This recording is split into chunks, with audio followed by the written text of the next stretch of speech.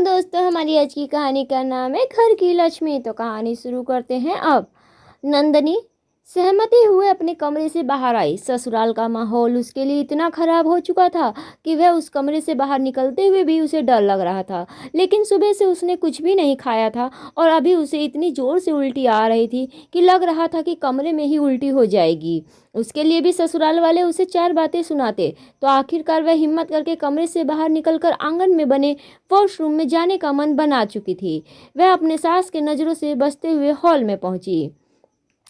Hall में मेहमान भरे हुए थे। उसकी सास ससुर की शादी की सालगिरह थी।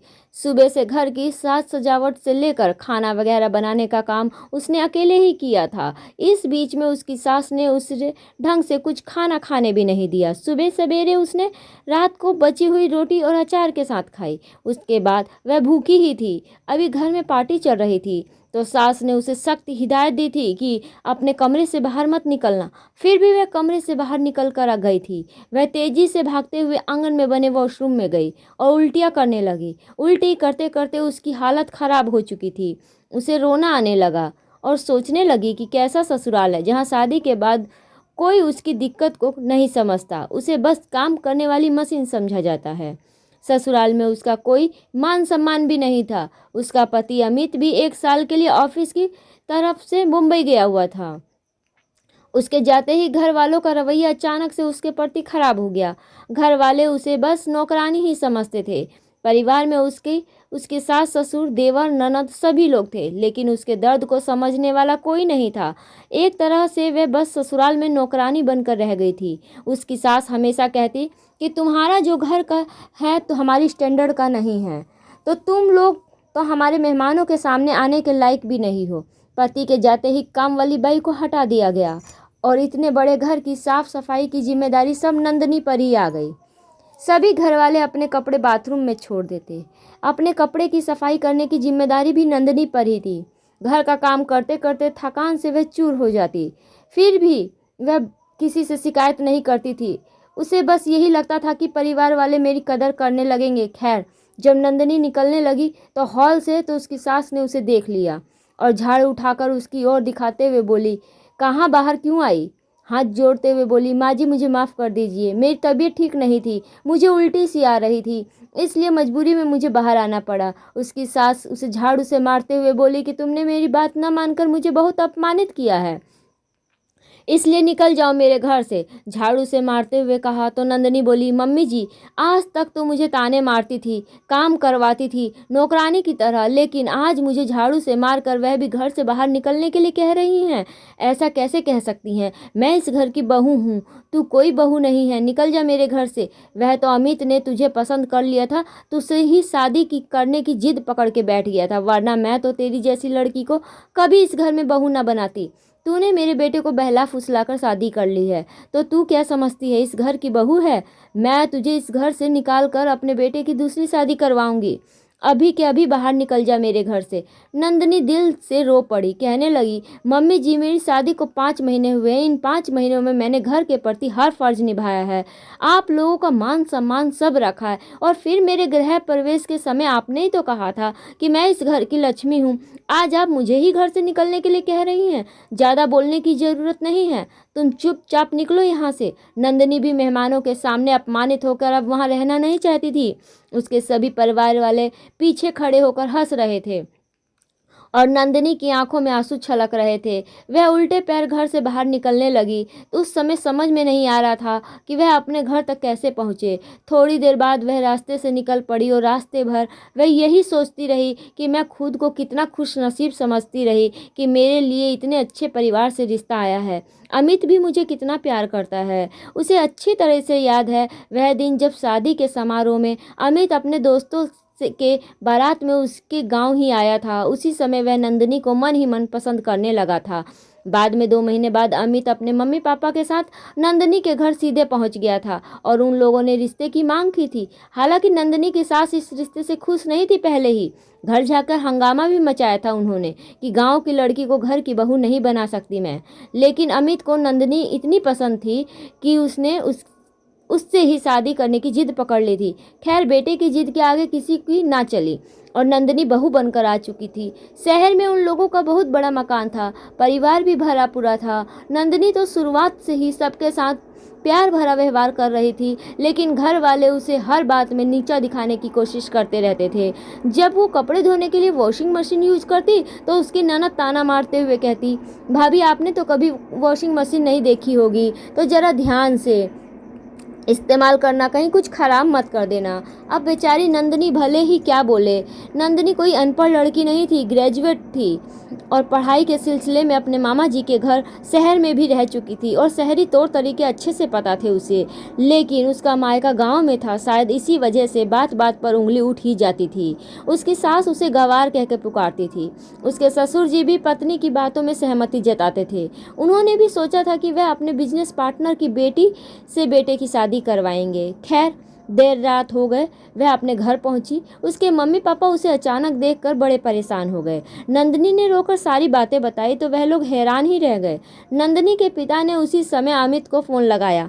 कहा, दामाद जी, आपको अपने स्टैंडर्ड के हिसाब से लड़की पसंद करनी चाहिए थी। आपने हमारी लड़की की जीवन बर्बाद क्यों कर दिया। उधर अमित भी गुस्से से भरा पड़ा था, क्योंकि माँ ने पहले ही फ़ोन करके उसे भड़का दिया था।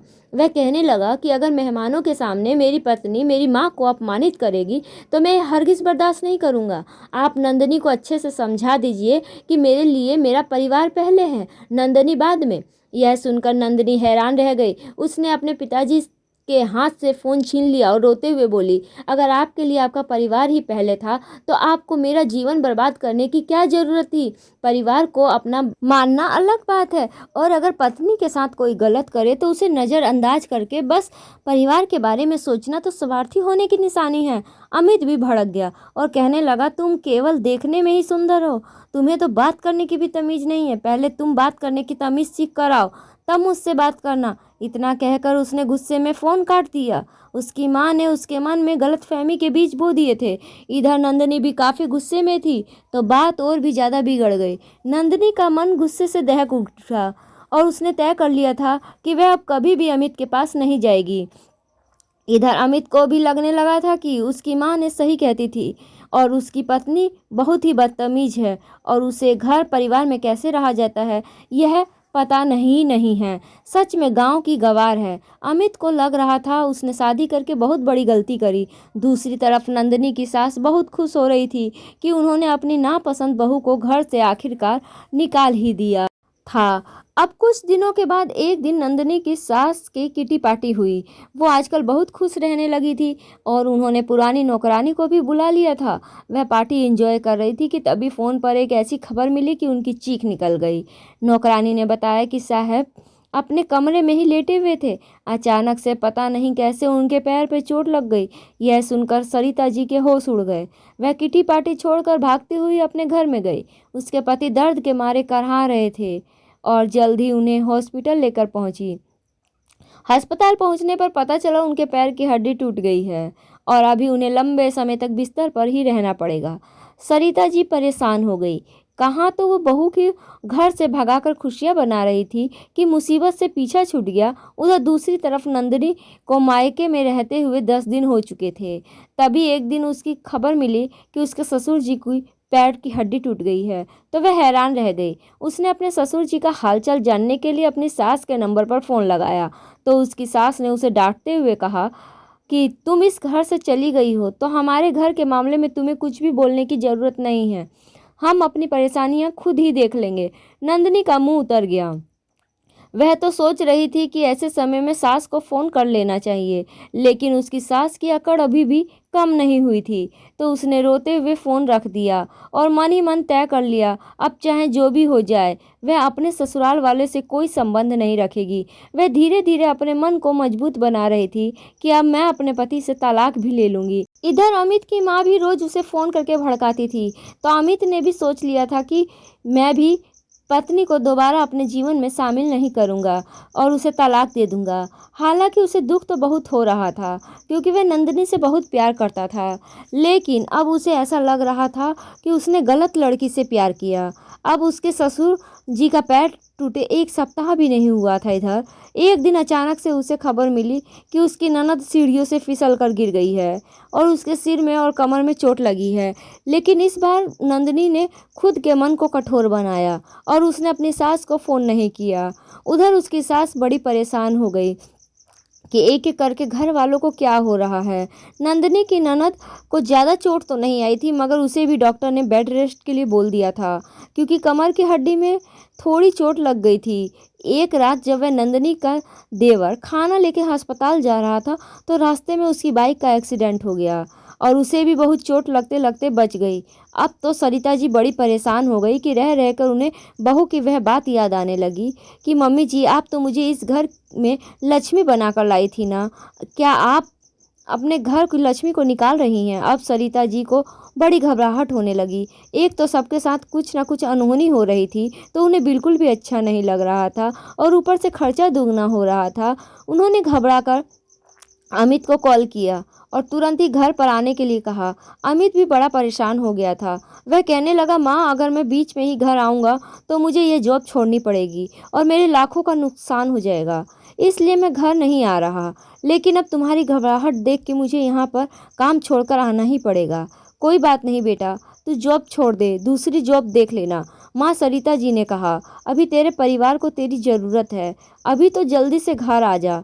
अब अमित घर आया तो घर वालों की हालत देखकर उसकी आंखों में आंसू आने लगे और कहने लगा, माँ मुझे माफ़ कर दो, मेरे कारण ही यह सब हुआ। शायद मैं परिवार में गलत लड़की को लेकर आ गया, उसकी वजह से ये सब हो रहा है। मेरी पत्नी के कदम ही शायद अशुभ थे। यह सुनकर सरिता जी का मन उन्हें कचोटने लगा। वह रोती हुई बोली, नहीं बेटा, ऐसी तो कोई बात नहीं है। तू खुद सोच कि जब बहू इस घर में आई थी तो तेरा प्रमोशन हुआ था, इसके साथ ही तेरी सैलरी भी दुगनी हुई थी। लेकिन अब देख, बहू के जाते ही परिवार पर कितनी मुसीबत आ गई, तेरी नौकरी भी छूट गई। मुझे तो लगता है यह सब कुछ मेरे कारण ही हो रहा है। अमित हैरानी से बोला, यह तुम क्या कह रही हो माँ? इन सब में आखिर तुम्हारी क्या गलती हो सकती है माँ?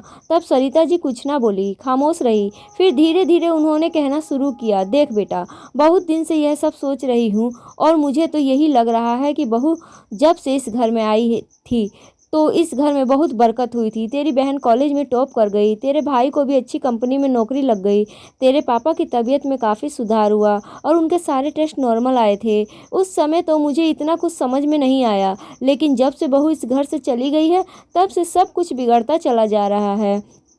छोटे को जो नौकरी लगने वाली थी, वह नौकरी उन लोगों ने किसी और को दे दी। तेरी बहन इस बार परीक्षा में फेल हो गई और मैंने तुझे बताया नहीं, क्योंकि तुझे टेंशन हो जाती। एक दिन जब मैं बाजार गई हुई थी तो मेरे से 5,000 रुपये खो गए। हर तरफ से नुकसान ही हो रहा है।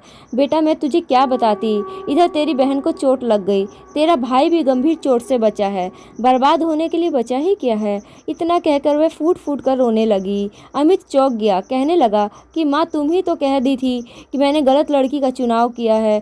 अभी उससे के चले जाने पर तुम मुझे ऐसा क्यों सुना रही हो? मैंने तो उससे तलाक देने का मन बना लिया है।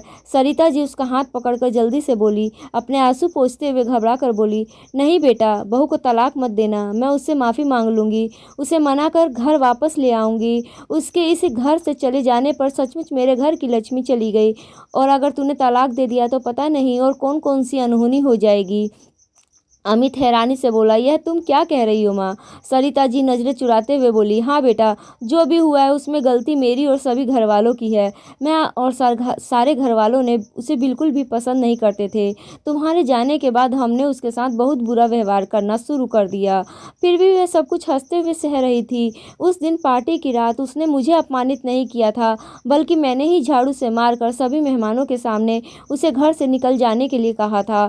मार पिटाई के दौरान उसकी साड़ी भी थोड़ी सी खुल गई थी और घर वाले उसे पर हंस रहे थे।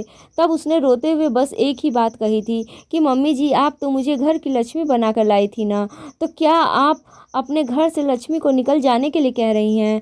तब मैंने बड़े ही गुमान से कहा था कि तुझे तो मैं अपने घर की बहू ही नहीं मानती, तो लक्ष्मी मानना तो बहुत दूर की बात है, इसलिए निकल जा। तो मेरे घर से आंसू बहाते हुए चली गई। लेकिन शायद वह सिर्फ बहू नहीं थी, सचमुच में बहू के रूप में लक्ष्मी ही थी, जिसके आने के बाद घर में बरकत हुई और जिसके जाने के बाद पूरा परिवार बर्बादी की कगार पर है। मैं बहू के आगे हाथ जोड़कर माफ़ी मांग लूँगी और उसे मनाकर घर वापस ले आऊँगी। अगर वह इस घर में वापस नहीं आई तो इस घर की बर्बादी से कोई नहीं बचा पाएगा। इतना कहकर वो रोने लगी। अब अमित को अपनी माँ पर बहुत गुस्सा आ रहा था, लेकिन माँ की अपनी जिद में आकर पति पत्नी के रिश्तों को भी बर्बाद कर दिया। लेकिन फिलहाल परिवार पर इतनी बड़ी बड़ी मुसीबतें आ गई थी तो वह माँ को कुछ बोल नहीं पाया। उसने तुरंत ही नंदिनी को कॉल किया तो नंदिनी ने फ़ोन उठाया। वह कहने लगी, नंदिनी, आज माँ ने मुझे सब बताया कि जो भी हुआ उसमें गलती माँ की है और पूरे घर वालों की थी, तुम्हारी नहीं। मैंने तुम्हें गलत समझा, इसके लिए तुम मुझे माफ़ कर दो। नंदिनी की आंखों में आंसू बहने लगे थे। उसे तो उम्मीद ही नहीं थी कि अमित को कभी यह बात भी पता चलेगी। गलती उसकी नहीं थी, वह रोते हुए बोली। लेकिन मम्मी जी ने यह सब क्यों बताया? तब अमित ने उसे बताया कि किस तरीके से घर वालों पर मुसीबत आ पड़ी है। नंदिनी अपने आंसू पोंछते हुए बोली कि तुम रुको, मैं हॉस्पिटल आती हूँ। मम्मी जी को अपनी गलती का एहसास है, बस मुझे और कुछ नहीं चाहिए। इतना कहकर वह अपने मम्मी पापा के साथ अस्पताल पहुँची तो सरिता जी ने उसे देखते ही उसके सामने हाथ जोड़ते हुए उससे माफ़ी मांगी। नंदिनी ने प्यार से अपनी सास को गले लगा लिया। फिर पूरे सम्मान के साथ सरिता जी अपनी बहू को लेकर घर आई। घर पहुँचते ही आरती उतार कर स्वागत किया और कहा कि अभी तेरे घर की लक्ष्मी मेरे घर में ही रहेगी। मैंने खुद अपने घर की लक्ष्मी को झाड़ू से बाहर भगा दिया था और उसके बाद ही मुझे और मेरे परिवार को इतनी विपत्तियों का सामना करना पड़ा। लोग घर की बहू को घर की लक्ष्मी मानते हैं और बाद में उसी लक्ष्मी पर अत्याचार करते हैं, उस घर से निकालने की धमकी देते हैं। यह करने से पहले उन्हें सोचना चाहिए कि अगर सचमुच घर की लक्ष्मी का रूप रुष्ट होकर चली जाए तो घर वालों का क्या होगा। नंदिनी के घर वापस आने के बाद धीरे धीरे करके परिवार की सारी समस्याएं सुलझती चली गई।